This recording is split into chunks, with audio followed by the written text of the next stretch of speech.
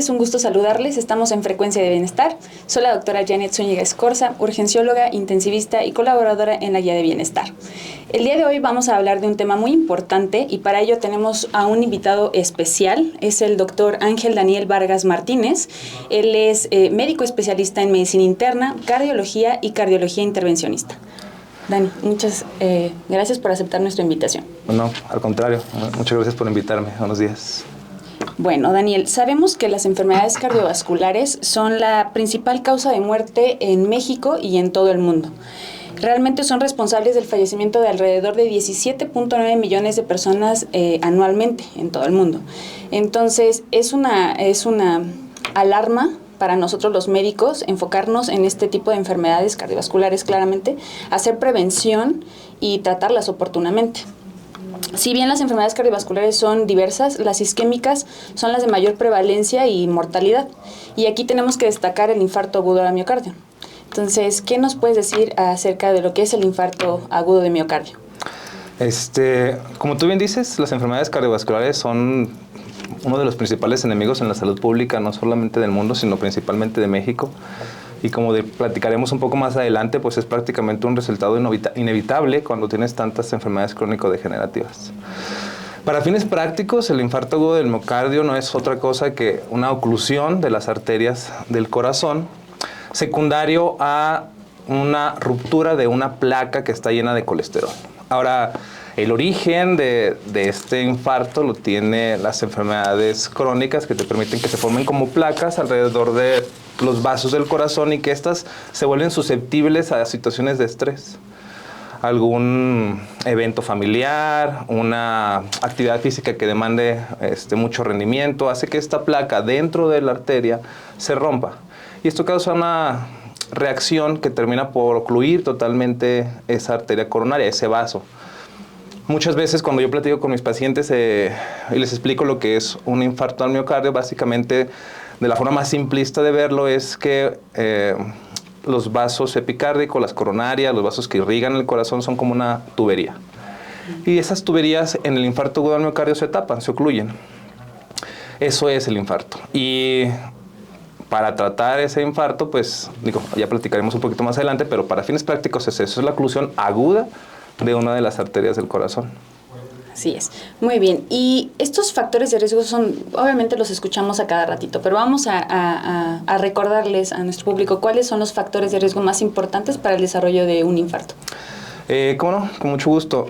Las enfermedades crónicas son las principales que tenemos a la mano, ¿no? Que son la diabetes tipo 2 o cualquier tipo de diabetes, pues, pero la diabetes, la hipertensión arterial sistémica, enfermedades del colesterol como las dislipidemias, y hábitos higiénico-dietéticos, el tabaquismo, el sedentarismo, la obesidad, que son todos estos factores de riesgo con los que convivimos todos los días, son factores de riesgo cotidianos, ¿no? Muchos de nuestros amigos, incluso familiares, tienen uno o dos de estos factores de riesgo. Claro. La presencia de uno por sí solo ya te da un riesgo aumentado de presentar un evento agudo al miocardio, pero si tienes 2, 3, 4 o 5, pues entonces la probabilidad de que tú sufras un evento de estos aumenta y aumenta considerablemente. Así es.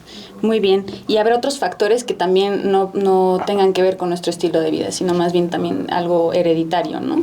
Sí, desde luego, sobre todo, por ejemplo, en enfermedades como las dislipidemias, que son estas enfermedades del colesterol. Mucha gente, hay pacientes que llevan un estilo de vida saludable, que comen de manera prácticamente perfecta y aún así los lípidos se mantienen altos en la sangre. Y eso generalmente tiene que ver con factores hereditarios. ¿Se pueden tratar? Sí, se pueden tratar.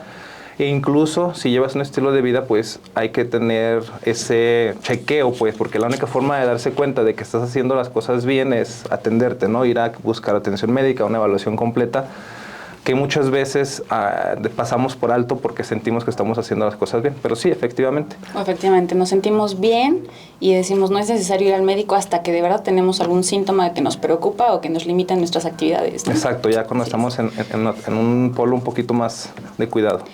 Bueno, y a lo mejor la pregunta va de la mano, ¿no? ¿Cuáles son las causas más comunes de infarto, al menos en nuestra población? En nuestra población, la causa más común de infarto es la aterosclerosis coronaria, así es el nombre de la enfermedad. No es otra cosa que las arterias, como les decía hace un momento, se llenan de placas que tienen un contenido de colesterol. Y esas placas, bajo alguna situación de estrés, se rompen y eso causa un infarto. Pero en algunas otras ocasiones no es necesario que exista esa enfermedad para que se ocluya la arteria. Hay otras enfermedades, por ejemplo, que nos pueden formar trombos, enfermedades autoinmunes, enfermedades infecciosas. No era, de hecho, al contrario, era muy común en la época de la pandemia, ahora COVID, encontrar trombosis, que es la formación de coágulos dentro de las arterias sin haber realmente ni siquiera una enfermedad de base en la coronaria. Pueden haber otras enfermedades más raras, pero que también te pueden llevar a un infarto del miocardio, como es el espasmo de unas arterias coronarias. El espasmo no es otra cosa que por una reacción del paciente, la arteria coronaria se ocluye solita, se disminuye su calibre. Eso se conoce como espasmo coronario, también da síntomas como infarto, puede incluso complicar la vida del paciente y tampoco hay como tal una enfermedad aterosclerótica. Bien. De hecho, sí nos tocó ver mucho de estas complicaciones en pandemia, que estuvimos ahí atendiendo a todos los pacientes complicados y demás, y que de pronto ya no era tanto la cuestión respiratoria, sino las complicaciones que hacían cardiovasculares, ¿no? Sí, de hecho, durante la pandemia más de una ocasión nos tocó ver casos muy severos, muy graves de trombosis coronaria y evidentemente esto tiene todo que ver con la infección por COVID. Perfecto. Bueno, y hablemos un poquito de los síntomas de infarto, que si bien yo creo que se ha hecho una comunicación bastante adecuada de los síntomas por muchos medios, recordemos cuáles son los síntomas más importantes para recordar, y si hay síntomas diferentes, por ejemplo, en mujeres, en pacientes de la tercera edad, pacientes diabéticos, para que también ellos identifiquen estos síntomas y estén alertas, ¿no? Claro. Afortunadamente, la difusión de los síntomas del infarto al menos en México, es, si no excelente, sí diría muy buena. Es difícil que alguien sienta un dolor en el pecho y no lo asocie con la posibilidad de estar teniendo un infarto. Los síntomas clásicos son más comunes que se presenten en varones, y el síntoma clásico será siempre el dolor en el pecho del lado izquierdo, que se puede irradiar al brazo, que se puede irradiar a la mandíbula. Los pacientes comienzan a tener sudoración excesiva, ganas de volver el estómago. Esos serían los síntomas. El dolor lo describen como el dolor más fuerte de su vida, ¿no? Y esos son los síntomas clásicos que todo el mundo evidencia y los que más se les da reconocimiento, ¿no? Así es. Sin embargo, y es excelente que lo menciones, la población geriátrica, por ejemplo, los abuelitos, luego no tienen estos síntomas tan evidentes que se puedan asociar con el infarto. A veces los clásicos no, exacto. Un abuelito incluso simplemente puede estar de un día para otro mucho más deprimido, no contesta, deja de comer. Las mujeres, por ejemplo, son otra población que puede manifestar, sí, un infarto al miocardio con estos síntomas típicos, pero a veces, y de hecho está reconocido ya mundialmente por cardiólogos, que la falta de aire, la falta de aire es también un equivalente de infarto. Entonces, estar al pendiente de esos síntomas atípicos también es, o más bien estar conscientes de esos síntomas atípicos es muy importante, sobre todo en pacientes que tengan factores de riesgo. Si yo soy una mujer que soy diabética, que además fumo, y he estado con molestias que no son ese dolor opresivo, sino que más bien es un dolor ahí incómodo, pero se acompaña de falta de aire, hay que estar alerta también a que eso puede ser un infarto. El retraso en el reconocimiento de los síntomas es lo que nos lleva a la cuestión de las complicaciones del infarto. Entonces, conocer que también hay equivalentes de ese dolor es importante. Sí, claro, y más que nada en que las mujeres a veces se subestima ese dolor, ¿no? O a veces llegamos a confundirlo con otra situación emocional y demás, pero claro, como comentas, es importante reconocer cuando tenemos factores de riesgo y si tenemos alguna sintomatología como la que acabas de comentar, acudir inmediatamente a valoración. Hay otra población, por ejemplo, los pacientes diabéticos, llega a pasar en la consulta, me ha pasado, que de pronto llegan pacientes con un dolor que pensaban que era algo más intestinal o que tenían un dolor en la boquita del estómago, así lo refieren, y entonces se llega a confundir. Incluso para nosotros también puede llegarse a confundir, ¿no? En la consulta. pero siempre estar alertas a estos factores de riesgo y nunca está de más un electrocardiograma, ¿no? Sí, claro. En la consulta. El electrocardiograma Sí. es vital en la evaluación de un paciente que pueda tener síntomas de infarto. Y eso, como tú dices, ¿no? En los diabéticos es muy común, o sea, pero sí hay que tenerlo a la mano. Si soy diabético y tengo un dolor que no es típicamente opresivo, ni se me está yendo a algún lado, pero ya es muy constante, me molesta demasiado, es incapacitante, mejor hay que ir a valorarse. Claro. Y bueno, ¿en qué consiste, ahorita que ya estábamos hablando del tiempo de transcurrido, en qué consiste el tratamiento y qué relación lleva con el tiempo? Ok, esto es la parte que a mí más me apasiona, el tratamiento, ¿no? A eso me dedico. A partir de que uno reconoce los síntomas de infarto, uno tendría que buscar atención médica de manera inmediata. Claro. Hay una frase que es muy clásica dentro de la cardiología, que es: el tiempo es miocardio. Es decir, Sí. entre más me retrase mi atención, la posibilidad de que el infarto crezca, y más aún, que yo ya no pueda recuperar función, es mayor. Es decir, es muy importante que uno, en cuanto reconoce unos síntomas de alarma, se pueda atender, y la atención, una vez que se ha hecho el diagnóstico, sea lo más pronto posible. En nuestro medio, por ejemplo, de los cardiólogos, sabemos que las guías que nosotros utilizamos como rector de nuestra actitud clínica nos dicen: tú tienes un paciente con factores de riesgo, con dolor típico, que tienes todos los antecedentes, tienes 10 minutos para hacer el diagnóstico. 10 minutos para hacer el diagnóstico desde que llega contigo. Así es. Y precisamente eso tiene que ver con que entre más rápido atiendas a un paciente, es decir, para fines prácticos, entre más rápido destapes esa arteria, mayor cantidad de miocardio puede salvar, y por lo tanto la función del corazón se conservará, a pesar de que un evento de infarto del miocardio es algo que cambia la vida. Pero en ese sentido va. Ahora bien, el tratamiento está enfocado en primero que nada, y lo más importante siempre será reperfundir el vaso, es decir, abrir otra vez la arteria, destapar la arteria. Y para eso tenemos dos maneras de hacerlo. La primera es a través de un fármaco, un medicamento que se encarga de deshacer el trombo de la arteria. Y la otra es a través de cateterismo, que es a través de un catéter que se coloca en el corazón, se atraviesa una guía a través de donde está el trombo y se empieza a dilatar para ganar otra vez flujo, para abrir la arteria.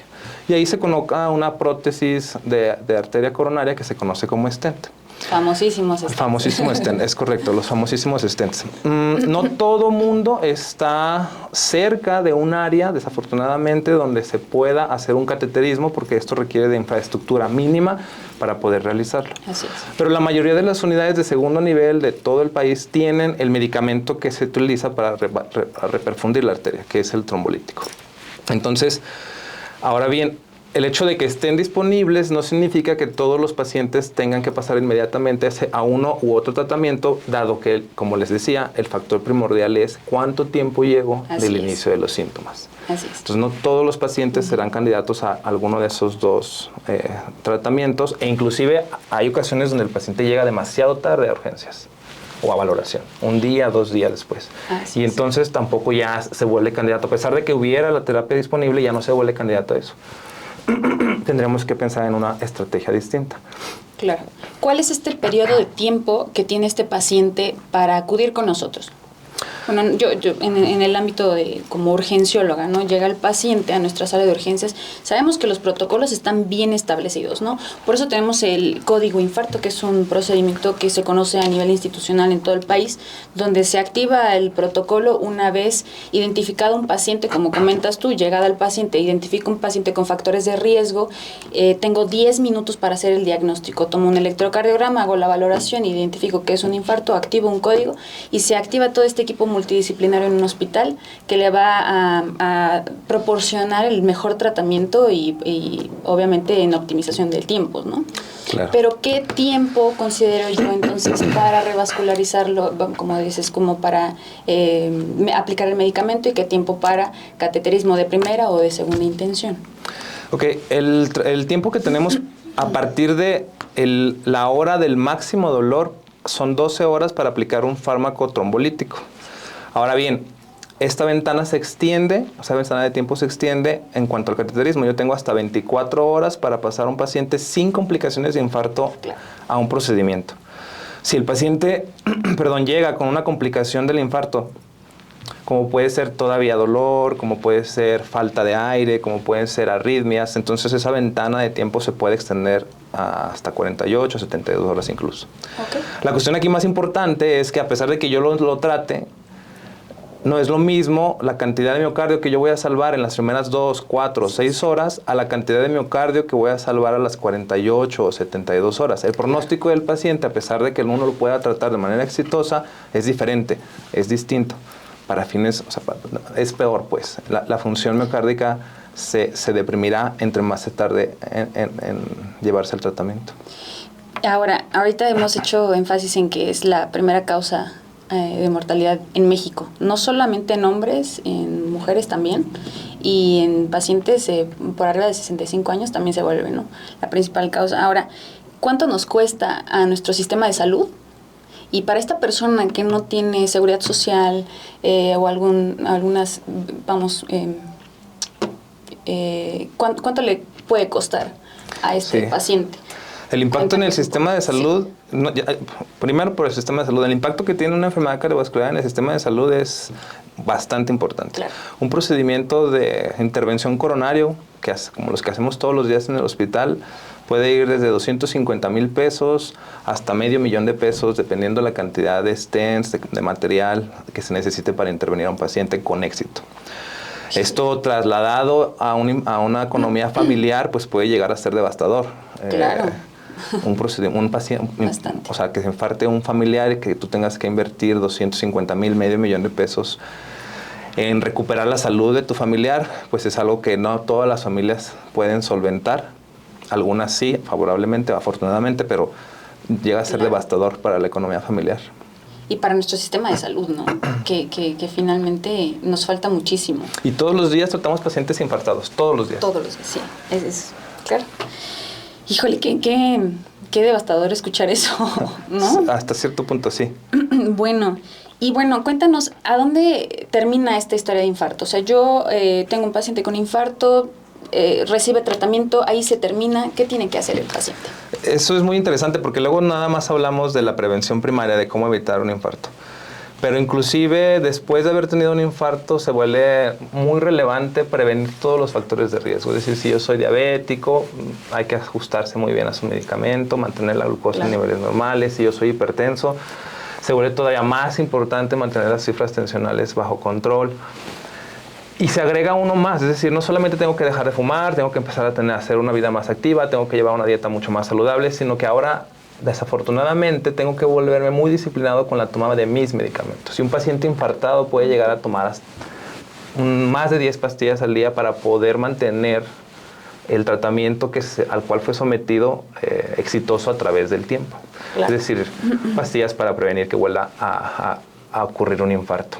Entonces, el infarto no termina nada más en el hecho de volver a abrir la arteria, claro, sino que hay que seguir después de esto con la prevención de factores de riesgo, con la disciplina con mis medicamentos, con la atención oportuna de cualquier síntoma. Y para algunos pocos pacientes, la función cardíaca no será del todo completa. Claro. Y van a quedar secuelas de esto, y eso se conoce como insuficiencia cardíaca. Entonces, vas a tener que seguir atendiéndote para evitar llegar a este último estadio del problema del infarto. Y como toda lesión, también existe una rehabilitación. Claro, y de hecho, la rehabilitación cardíaca actualmente es un boom, ¿no?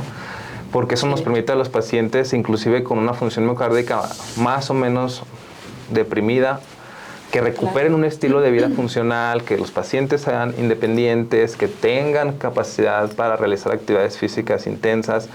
Y en ese sentido, llegar a ese objetivo mediante la rehabilitación cardíaca es fundamental. O sea, actualmente todo paciente que presenta un evento coronario, un infarto, es candidato a ir a una evaluación para su programa de rehabilitación cardíaca, claro que sí. Híjole, cuánta información, ¿no?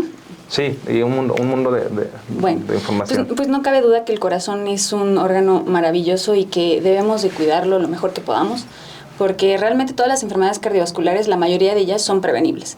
Entonces es una buena noticia para nosotros y enfocarnos muchísimo en cuidar nuestra salud, en procurar nuestra alimentación, acudir al médico periódicamente para hacer nuestras revisiones, no solamente cuando nos sentimos mal, hacernos estos exámenes de laboratorio enfocados, por ejemplo, en este perfil de lípidos, ¿no? Con fines de revisar nuestro corazón y estar alertas a todos estos síntomas, ¿no?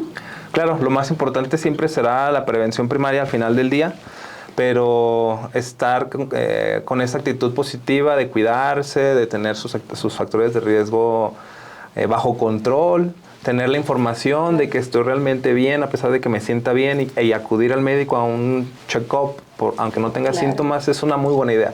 Entonces, pues yo los invitaría a eso, ¿no? A que independientemente, si tienes un factor de riesgo, pues de los que hemos estado platicando, no pasa nada, vea que con tu médico, ve con tu cardiólogo, chécate. Claro. Es mejor tener la certeza que esté todo bien, a que empecemos a dudar de eso más adelante, ¿no? Perfecto. Pues muchas gracias, doctor Daniel, por acompañarnos, por compartirnos de tu conocimiento, tu experiencia. Esperamos tenerte de vuelta pronto. No, muchas gracias por la invitación. ¿Alguna red donde te podamos seguir? Sí, cómo no, en Instagram, doctor Ángel Daniel, arroba Instagram. Perfecto.